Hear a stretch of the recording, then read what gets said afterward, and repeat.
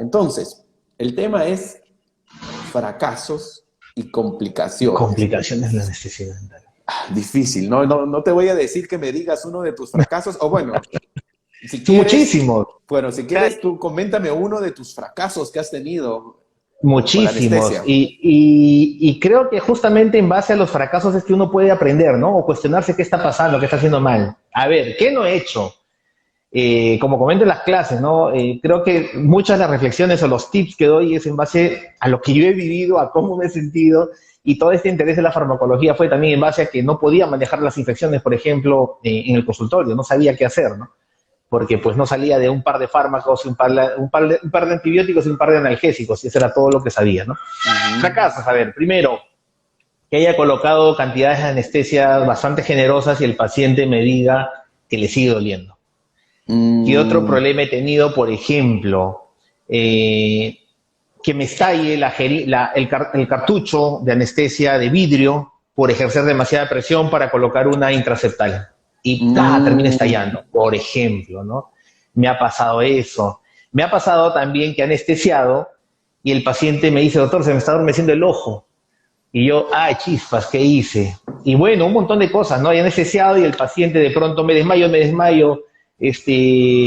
y cosas que en ese momento, si no tienes de repente tus pies bien puestos sobre la tierra, lo primero que salta es el fantasma que todo odontólogo tiene con la anestesia, shock anafiláctico, ¿no? El paciente te dice algo y tú estás pensando, chispas, y eso shock, y estás tenso, ¿no? claro, Y bueno, todas esas cosas he pasado, sí, como sí, todos, sí. creo.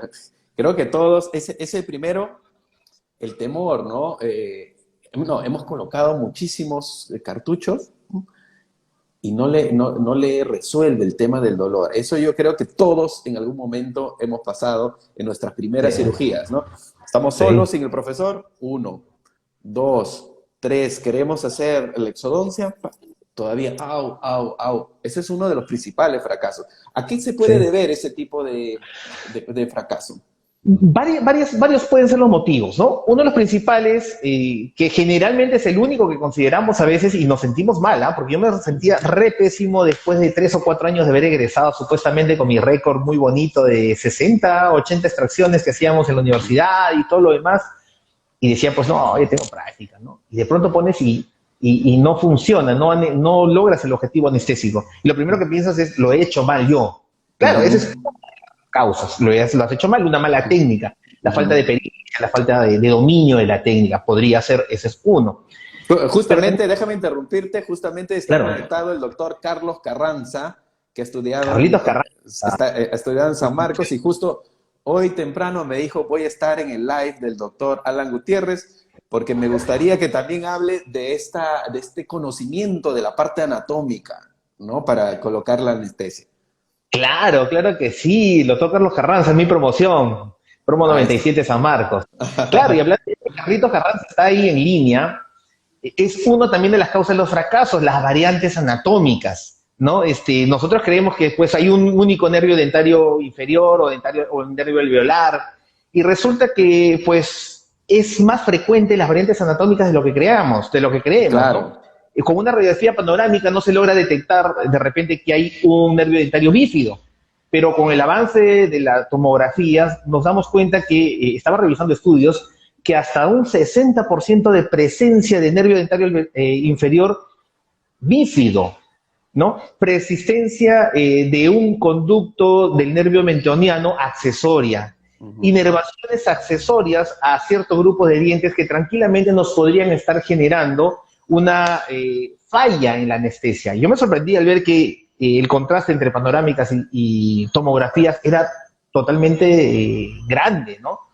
Y es más frecuente de lo que podríamos pensar las variantes anatómicas, ¿no? Esas exacto. son causas, variantes Mm, anatómicas, la técnica anestésica, de repente también no considerar anatómicamente el paciente, porque cuando tenemos un paciente más gordito, de repente tenemos que tener ciertas consideraciones al momento de colocar la anestesia. ajá. Eh, Otro, y uno creo yo de las más importantes, es el paciente ansioso. También un paciente ansioso, preparamos nuestro cárpula delante del paciente y el pobre hombre no te dice nada, pero ya está totalmente tenso, va a influir el efecto de la anestesia. Otro problema es que no esperamos. Y eso también me pasaba, yo también lo digo así, Muy apurado, sin muy remordimiento. apurado. Y antes pues había más pacientes, teníamos gente en espera y ya queríamos terminar, ya, ponemos la anestesia y ya estamos queriendo, y el paciente tiene dolor, pero se le ha adormecido la lengua, se le ha adormecido el labio. Sí, pero todavía falta que el bloqueo del tronco nervioso se realice. Entonces, pues, mucosas, labio, lengua, tejidos blandos, obviamente se va a anestesiar mucho más rápido. Pero tenemos que esperar un tiempo, Claro. ¿no? Entonces, ese es. Y otro, creo que ese sí es uno del grueso de errores, es no considerar la infección y la inflamación. Porque Ajá. ahí, fisiológicamente hablando, va a haber alteraciones, y alteraciones serias. Entonces, en un paciente inflamado, un paciente infectado, va a haber alteraciones fisiológicas que van a hacer que el anestésico local no logre un efecto adecuado. Ujú. Esas son las consideraciones que son más importantes. Hay una explicación más bioquímica, ¿no? Para entender bien qué es lo que pasa cuando estamos hablando de ese paciente o tu vecino que te llama a las 9 de la noche, ¿no? Doctor, te toca la puerta. Le abres la puerta y ves que está con Con la cara hinchada. con todo el rostro hinchado, ¿no? Aquí todo eso. Y dice, doctor, no puedo acostarme en la cama, ¿no? Entonces, es esa situación en la cual uno tal vez no podría anestesiar al paciente porque tiene un cuadro infeccioso. Exacto, ¿no? La infección, a ver, fisiológicamente hablando, la infección va a haber, para resumirlo en sencillo, va a haber un cambio en el pH. A ver, el anestésico local necesita tener un pH como el pH fisiológico para poder lograr que sus moléculas penetren. Es decir, tiene que haber un equilibrio, ahí va un término que es un poquito complejo, que es el grado de disociación de las moléculas. Tiene que haber un equilibrio para que las moléculas logren separarse, adquirir una cierta carga y logren penetrar el tejido. Entonces, cuando estamos frente a un pH ácido, las moléculas se van a cargar, van a incrementar su peso molecular, van a ser, digamos así, más grandes, más pesadas, y no van a poder hacer su efecto, que es atravesar la membrana, porque no olvidemos, es algo que es un principio muy, muy básico, pero a veces nos olvidamos. El anestésico local no va a hacer efecto porque acá tengo mi neurona y yo le he hecho el anestésico y creemos, como yo creía, que pongo el anestésico y ya empezó a hacer su efecto. No. El principio va con la fisiología de la transmisión del impulso nervioso. Entonces, hay unos canalitos que permiten el paso del sodio y otros canalitos que permiten la salida por ejemplo, de otras moléculas. Entonces, ¿qué ocurre? Tiene que ingresar el sodio al interior de la neurona para que haya un cambio en el voltaje y empiece a generarse un impulso nervioso. Tiene que hacer el anestésico local. No es depositarte encima de la neurona. El anestésico local tiene que penetrar y bloquear esos canalitos del sodio, que son los responsables de la primera etapa de todo lo que va a ser el proceso fisiológico del impulso nervioso. Tienen que bloquearlo desde adentro. Es algo muy sencillo que yo les digo. A ver, yo no quiero que César entre en mi casa, pero por algún motivo tengo que meterme por la ventana y bloquear por dentro la puerta con cerrojo. Ya, vamos a poner. Tú quieres entrar por la puerta, pero yo tengo que bloquearte por otro lado y cerrar con cerrojo. Si yo no logro hacer eso, si yo no logro ingresar a mi casa, porque tú estás a punto de entrar y yo no logro poner el cerrojo por dentro, pues tú vas a entrar y se va a dar el efecto, el dolor. Entonces, el anestésico tiene que penetrar. Y para que penetre tiene que tener un pH fisiológico. ¿Ok? Cuando el pH está ácido, la molécula se vuelve muy, muy, muy grande, muy gordita y no puede entrar por la ventana para bloquear la puerta. Si no puede entrar por la ventana, no hace efecto y toda la gente se mete en tu casa. Entonces, tiene que ver con la fisiología de la infección. La infección, pH ácido. pH ácido, anestésico local prácticamente bloqueado. ¿Ahí qué se tendría que hacer? Generalmente el manejo es tratar de bajar la infección. Ahorita va de la mano también con la infección y la inflamación, porque la inflamación también influye en lo que es la segregación de sustancias proinflamatorias y también el cambio en el pH. Entonces podemos manejarlo de dos maneras, ¿no? Uno, tratamiento antibiótico, si es que realmente amerita un tratamiento antibiótico porque la infección está en progreso y no hay vía de drenaje, bajar la infección para evitarnos, uno, diseminar la infección con la aguja hacia otras áreas porque vamos a tocar vasos sanguíneos. Claro. Y lo otro, lograr controlar el grado de acidez del tejido que está en esa zona y posteriormente realizar un procedimiento, ¿no? Y ahora, cuando estamos con un tejido inflamado, les decía que la situación es muy, muy similar. Y entonces, inflamación es diferente de infección. Entonces, la inflamación la podemos manejar de una manera mucho más rápida. Hay estrategias para poder manejar y que el anestésico pueda hacer efecto en una situación de inflamación inicial o intermedia, ¿no?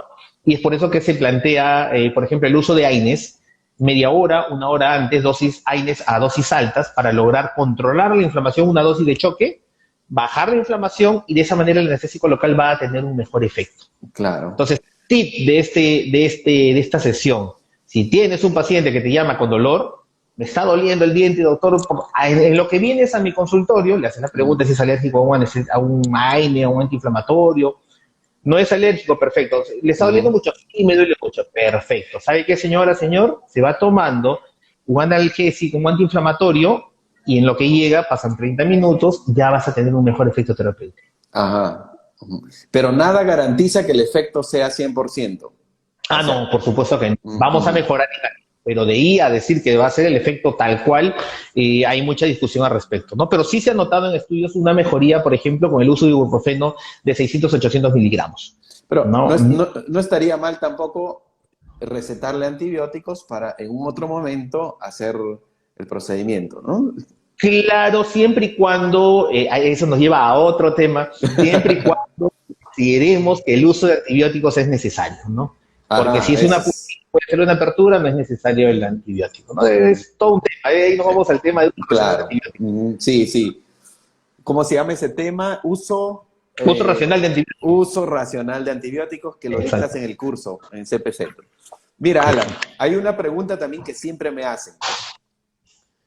¿Será que algún anestésico local tiene mayor eficacia que otro? Porque sabemos que hay varios tipos de anestésicos, ¿no?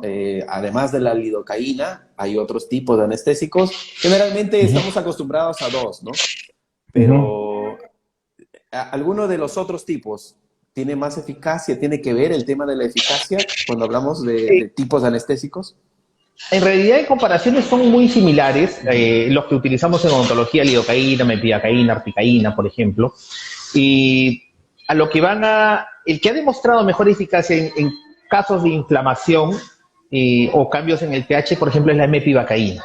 La mepivacaína logra de alguna manera un mejor efecto terapéutico en esos casos, ¿no? Entonces, cuando tenemos con infección, aparte de lo que les había comentado, el uso de AINES, algo, podemos emplear como fármaco de elección la mepivacaína, con vasoconstrictor, ¿no? Como que me parece que es al 3%. Al 3%, sí. Yo recuerdo que usaba. La concentración, o sea, hay que viene al 3%, hay con y sin vasoconstrictor también. Sí, perfecto. Yo me acuerdo que utilizaba alguna época, cuando estaba en Perú, no sé si la tendrán en Perú ahora, la mepivacaína, pero 3M tenía su mepivacaína. Sí. Todavía hay mepivacaína, puedes encontrar lidocaína. Ahora últimamente está viniendo de Brasil articaína. Articaína está entrando bastante. Y B3M ya no encuentro 3M, encuentro solamente de marcas de locales, ¿no? De Brasil, de Colombia. Sí. Más no estoy encontrando marcas de otros lados. Entonces, todos esos tipos de anestésicos locales, bien usados, bien aplicados, van a tener una eficacia similar, ¿no? O parecida, bastante parecida. Exacto. Hay algo también bastante frecuente, una pregunta bastante frecuente. Es sobre la posibilidad de causar un cuadro alérgico. ¿Será que este anestésico que voy a aplicar, cómo tengo la seguridad que no le va a causar un cuadro de alergia a mi paciente? Y eso está relacionado a qué componente del anestésico. Ya, a ver, ahí la respuesta es un poquito amplia, ¿no? El temor al efecto o a un cuadro alérgico realmente, la literatura, no yo, la literatura me respalda en que la posibilidad de cuadros alérgicos realmente son contadas con los dedos de la mano. Casos clínicos reportados de alergia, realmente alergia al anestésico local son bastante pequeños, ¿ya? Generalmente lo que se tiene son cuadros por un mal uso del anestésico local o una sobredosificación, que es muy diferente, ¿no? Ujú. Y esto sobre todo en niños. Lamentablemente hay reportes de niños fallecidos porque las dosis mínimas y dosis máximas en niños son muy pocas las diferencias. O sea, podemos hablar de acuerdo al peso del niño entre 2 cartuchos a 2 cartuchos y medio. Te pasas a Ujú. 3 cartuchos y estar ya en una situación de dosis tóxica. Entonces, hay Claro. que siempre cuidar eso, ¿no? Ese es entonces uno. Otro problema es la inyección intravascular, que eso sí nos va a dar aparentes reacciones adversas. Ujú. Realmente no está ocurriendo. Lo que pasa es que hemos colocado un anestésico local intravascularmente, entonces no. Ahora, me comentabas algo, no recuerdo, una parte más de tu pregunta era referente a las alergias y algo más me dijiste que lo tenía en mente, se me fue. No, no, a la posibilidad de que estos anestésicos locales puedan causar un cuadro alérgico y a qué componente se debe. Ajá. Componentes, sí. Los componentes, básicamente no está, como te digo, es muy poco al principio activo en realidad, ¿no? El problema es a los componentes como son los preservantes o los antioxidantes, ¿no? Mm. Hay cuadros documentados en relación al metilparabeno, por ejemplo, que es un preservante. Pero ¿qué ocurre? Que ya la FDA en el 1984 lo retiró. Ya Ujú. hay la indicación de que el metilparabeno no se debe usar porque justamente estaba relacionado a una serie de casos de alergia. ¿Por qué se mantenía el metilparabeno? Porque pues los frascoampollas, las ampollas que tenemos ahí cuando hacemos cirugía de emergencias, por ejemplo, ¿no? Una ampolla de lidocaína, colocas, aspiras, utilizas en un paciente, vuelves a cargar y hacemos ese trámite. Entonces, en ese proceso se puede contaminar. En, en odontología eso no pasa. En Ujú. odontología los cartuchos son unidosis, es una sola dosis. Entonces no tiene sentido meterle un preservante que se supone que tú lo has preparado, lo has fabricado en medidas totalmente asépticas.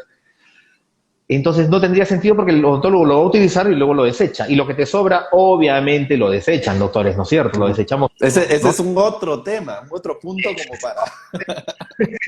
Entonces es lo desechamos, no es que estamos en crisis, no es que estamos en pandemia y le voy a anotar el nombre de mi paciente para que cuando vuelva la otra vez utilizo el otro medio cartucho y le saco el impuesto.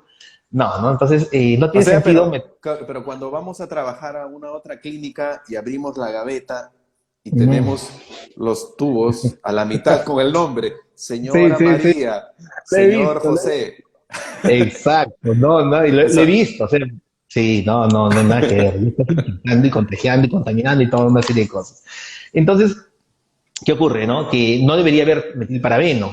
Y en teoría, la FDA, como te digo, 1984, dice, no hay metilparabeno y, perfecto, todos los anestésicos locales dejaron de tener metilparabeno, ¿no? Pero mm, hay un estudio ahí en el curso, un estudio que se hizo justamente en Brasil y otro que se hizo en Ecuador, en ujú, los cuales demuestran que los anestésicos locales de fabricación local en ujú, Latinoamérica siguen presentando metilparabeno, solo que lo que estaban haciendo es no declararlos. Entonces tú lees el mm, no tiene metilparabeno, lo que realmente está ocurriendo es que sí tienen, claro. porque no garantizan yo me imagino, pues no garantizo que mi producto es completamente estéril, entonces mejor me aseguro y le pongo un por si acasito, ¿no? Ujú, Y ahí podrían venir los problemas de reacciones alérgicas, aparentemente sobre todo en pacientes asmáticos, ¿no?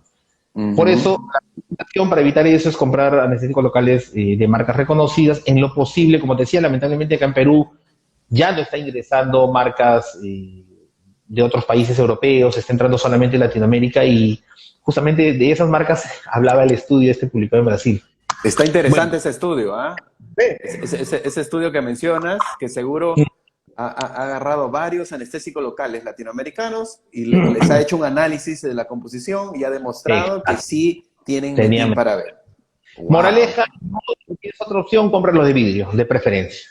Porque en Ajá, los de vidrio menor cantidad del metilparabeno, ¿no? Ahora, sí, viendo cómo lo usas. Pues no, si tu paciente pues no tiene mayor riesgo aparente, no es un paciente atípico, no tiene cuadros de asma, podrías emplear pues los otros anestésicos, pero siempre teniendo precaución.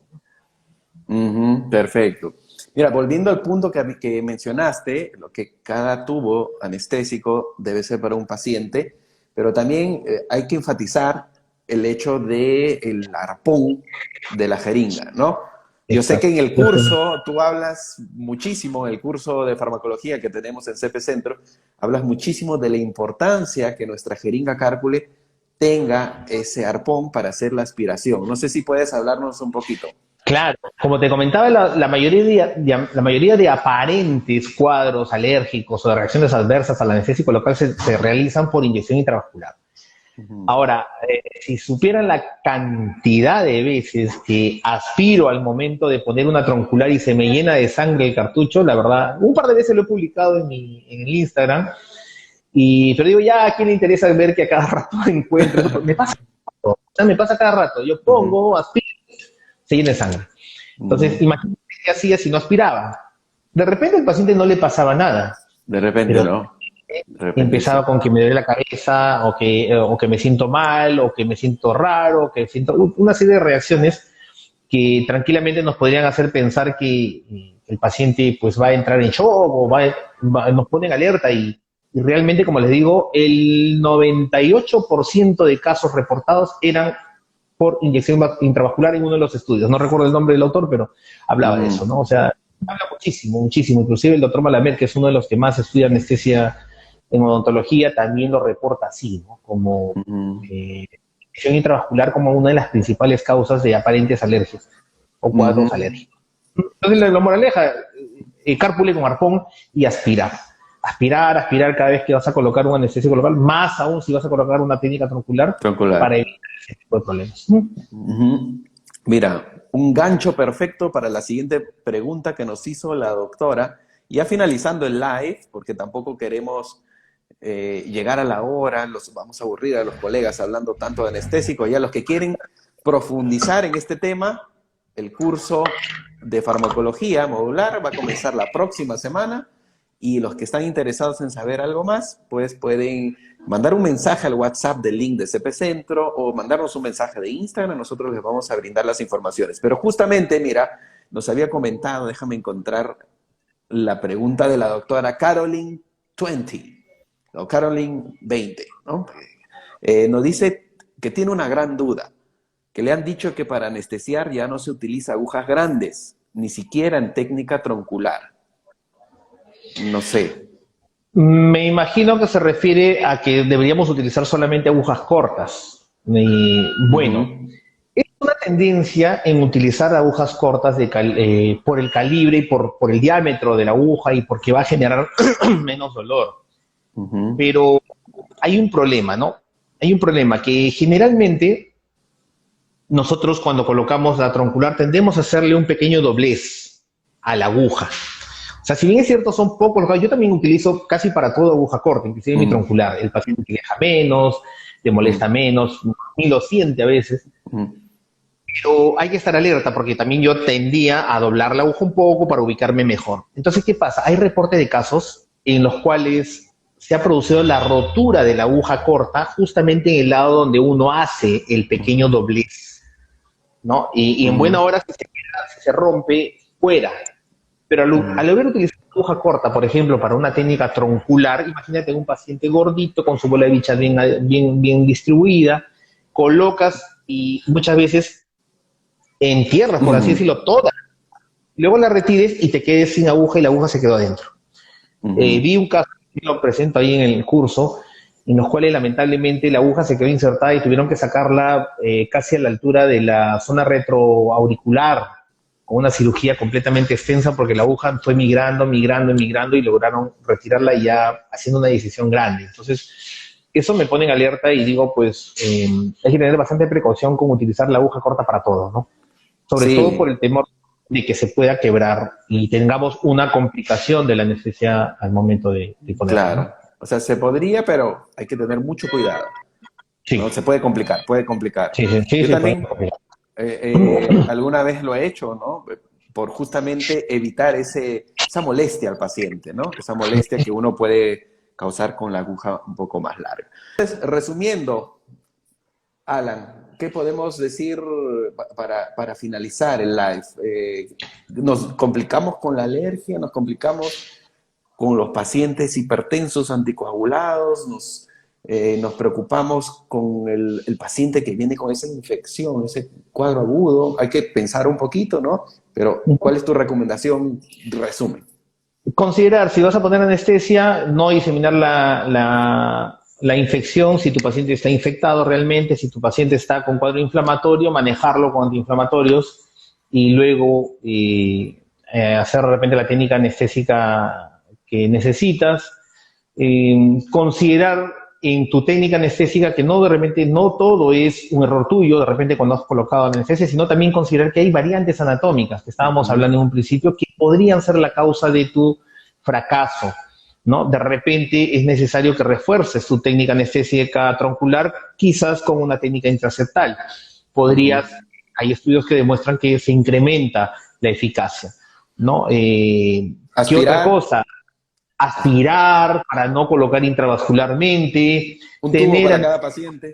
un tubo para cada paciente, no almacenarlo, tener anestésicos locales en lo posible de buenas marcas reconocidas y si tienes que elegir vidrio y plástico, elige vidrio.